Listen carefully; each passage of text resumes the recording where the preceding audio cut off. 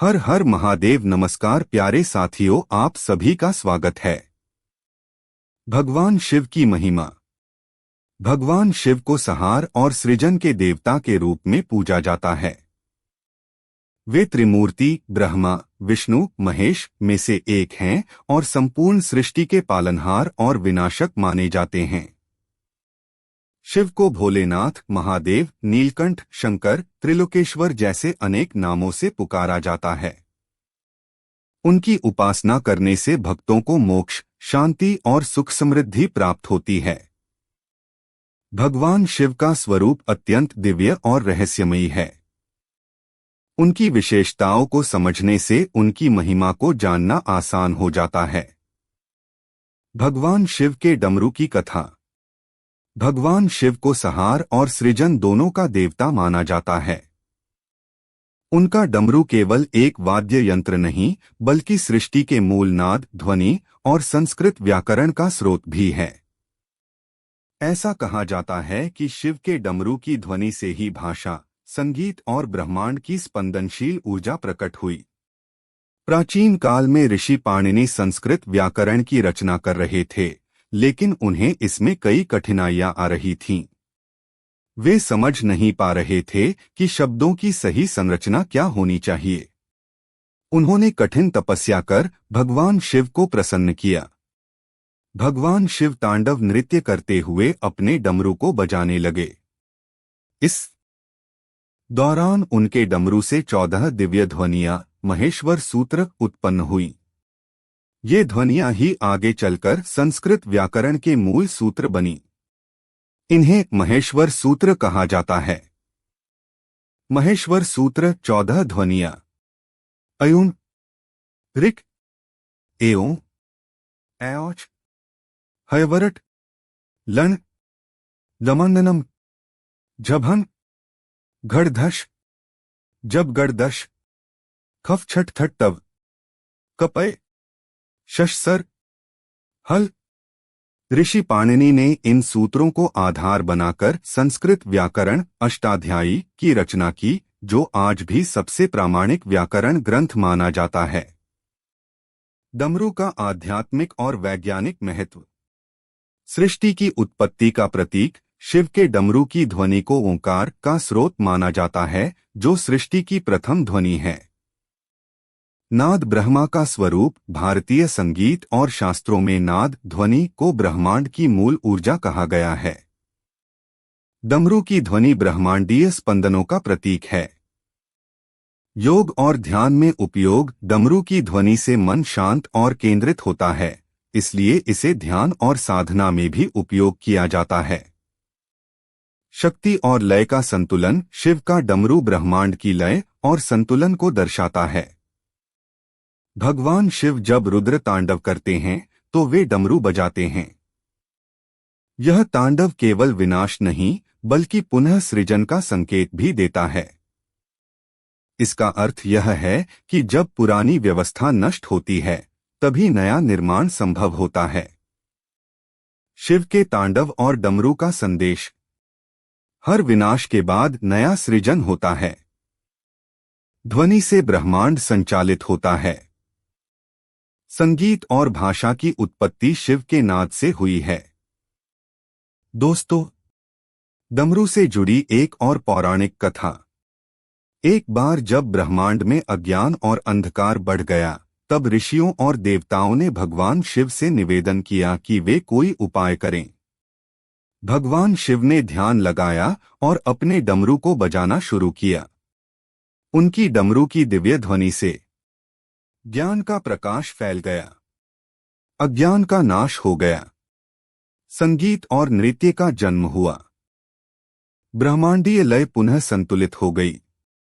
इसलिए शिव का डमरू केवल एक वाद्य यंत्र नहीं, बल्कि ज्ञान, सृजन और ब्रह्मांडीय ऊर्जा का प्रतीक माना जाता है। भगवान शिव का डमरू केवल एक साधारण वाद्य नहीं है, बल्कि संस्कृत भाषा, संगीत, नृत्य और ब्रह्मांडीय ध्वनि नाद ब्रह्मा का मूल स्रोत है। जब शिव डमरू बजाते हैं तो पूरा ब्रह्मांड उनकी ध्वनि में लयबद्ध हो जाता है। जो भी व्यक्ति भगवान शिव की आराधना करता है और डमरू की ध्वनि पर ध्यान केंद्रित करता है, उसे ज्ञान, शक्ति और आत्मिक शांति प्राप्त होती है। हर हर महादेव। सर्पों का आभूषण। शिव जी के गले में वासुकी नाग विराजमान है, जो जीवन, मृत्यु और समय का प्रतीक है। भगवान शिव का स्वरूप रहस्यमयी और गूढ़ प्रतीकों से भरा हुआ है। उनके गले में लिपटे हुए वासुकी नाग केवल एक आभूषण नहीं, बल्कि गहरे आध्यात्मिक और ब्रह्मांडीय अर्थ को दर्शाते हैं। शिवजी को नागनाथ, भूतेश और पशुपति भी कहा जाता है, जो इस बात का प्रतीक हैं कि वे सभी जीवों, प्राणियों और शक्तियों के स्वामी हैं।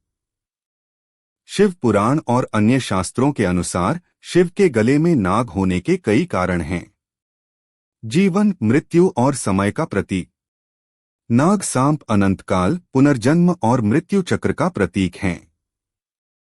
शिव के गले में नाग यह दर्शाता है कि वे इस चक्र से परे हैं और संपूर्ण सृष्टि के नियंत्रक हैं। अहंकार पर नियंत्रण। सर्प को अहंकार, क्रोध और वासना का प्रतीक माना जाता है।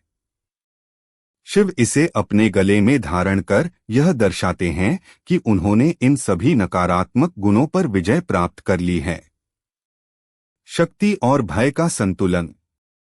नाग को देखकर आम मनुष्य भयभीत हो जाता है, लेकिन शिव ने इसे अपने गले का आभूषण बना लिया। यह दर्शाता है कि सच्ची शक्ति उसे कहते हैं, जो भय को भी नियंत्रित कर सके। शिव का पशुपति रूप। भगवान शिव पशुपतिनाथ कहलाते हैं, अर्थात वे समस्त जीवों के स्वामी हैं। सर्पों को धारण करके वे यह दर्शाते हैं कि वे सभी प्राणियों के रक्षक और पालक हैं। वासुकी नाग और समुद्र मंथन की कथा। शास्त्रों के अनुसार भगवान शिव के गले में जो नाग लिपटा रहता है, वह वासुकी नाग है।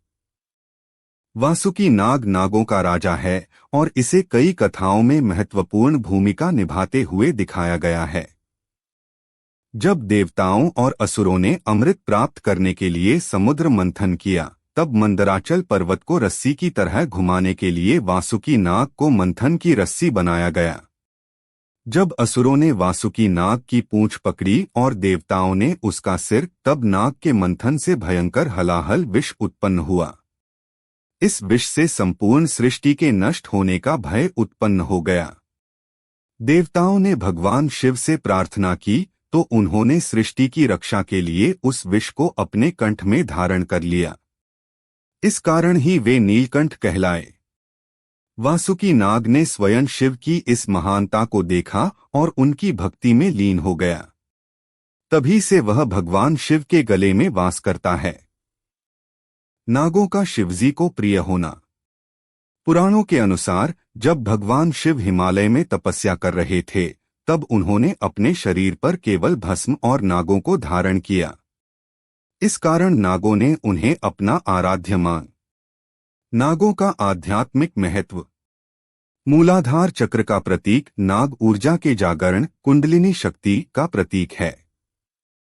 कहा जाता है कि जब कुंडलिनी शक्ति जागृत होती है तो व्यक्ति आध्यात्मिक ऊंचाइयों तक पहुंचता है। मृत्यु पर विजय। शिव को मृत्युंजय कहा जाता है, अर्थात जो मृत्यु को भी पराजित कर सकते हैं। नाग उनके गले में इसलिए हैं क्योंकि वे काल, समय को भी नियंत्रित करते हैं। धैर्य और नियंत्रण। शिव के गले में सर्प इस बात का प्रतीक है कि जो अपने भय और भावनाओं को नियंत्रित कर लेता है, वही सच्चा योगी और ज्ञानी होता है। शिव और नाग से जुड़े प्रमुख मंत्र।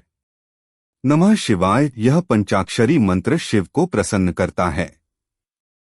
नागराजाय नमः। यह मंत्र नागों की शांति के लिए जपा जाता है। त्र्यंबकम यजामहे सुगंधिं पुष्टिवर्धनम उर्वारुकमिव बंधनान् मृत्योर्मुक्षीयमामृतात्। यह महामृत्युंजय मंत्र है जो मृत्यु भय को समाप्त करता है। भगवान शिव के गले में वासुकी नाग केवल एक आभूषण नहीं, बल्कि जीवन, मृत्यु, समय, भय, शक्ति और ज्ञान का प्रतीक है। यह हमें सिखाता है कि जो अपने अहंकार और भय को वश में करता है, वही सच्चा योगी बनता है। भगवान शिव हमें सिखाते हैं कि कठिन परिस्थितियों को भी सहजता से स्वीकार करना चाहिए। वासुकी नाग शिव भक्ति, विनम्रता और समर्पण का सर्वोत्तम उदाहरण है। जो भी सच्चे मन से भगवान शिव की पूजा करता है और नमः शिवाय का जाप करता है, उसे शिव कृपा और सुरक्षा प्राप्त होती है। हर हर महादेव। त्रिशूल। उनका त्रिशूल तीनों लोकों, स्वर्ग, पृथ्वी और पाताल का नियंत्रण करता है और पाप का नाश करता है। भगवान शिव की पूजा बहुत सरल मानी जाती है। वे केवल जल, बेलपत्र, धतूरा और भस्म से प्रसन्न हो जाते हैं। भक्तों के लिए वे बहुत जल्दी कृपा करने वाले देवता हैं, इसलिए उन्हें भोलेनाथ कहा जाता है।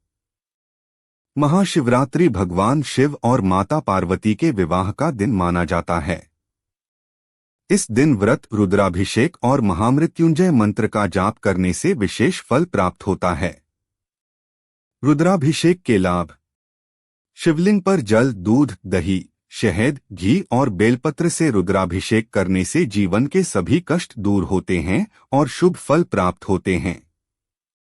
नमः शिवाय। यह पंचाक्षरी मंत्र है जो व्यक्ति को शुद्ध और आध्यात्मिक शक्ति प्रदान करता है।